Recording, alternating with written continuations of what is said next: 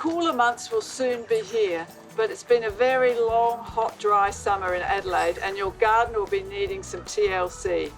So now is a good time to get out there and get your hands dirty.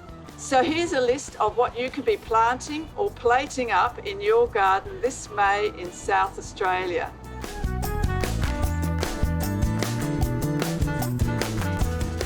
Before you start heading outside, why don't you brighten the inside of your house by introducing some colour? These hardy cyclamens are a brilliant explosion of colour. There are plenty of other options to choose from too.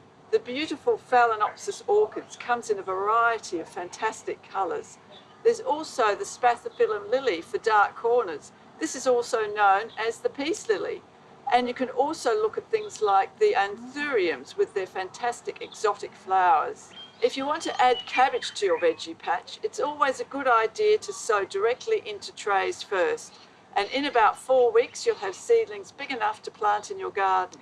Also consider onions, celery and peas. And if you're putting in broad beans, I always put in some supports because in the windy weather, they can easily get blown over. And don't forget our perfect plant promise. All our plants, except seedlings, are guaranteed for 12 months. So if you're not 100% happy, just bring back the plant with the receipt and we'll happily refund your money.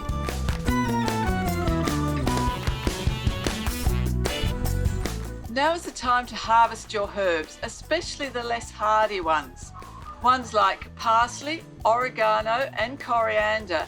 They may not survive the colder weather. Also in your garden there should be lettuce, silver beet and spring onions and also chilies.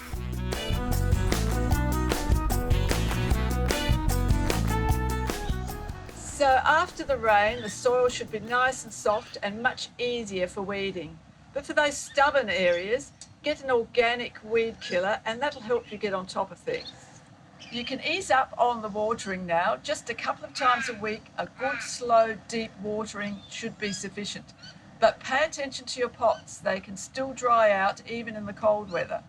So get outside this weekend. And after all the hard work is finished, go inside, put your feet up, grab a cuppa and admire all your lovely, colourful houseplants. So come in and see our expert team at your local Bunnings. And we'll show you all the great plants that we have for your backyard. Click here for more gardening advice, or click here to go to the website.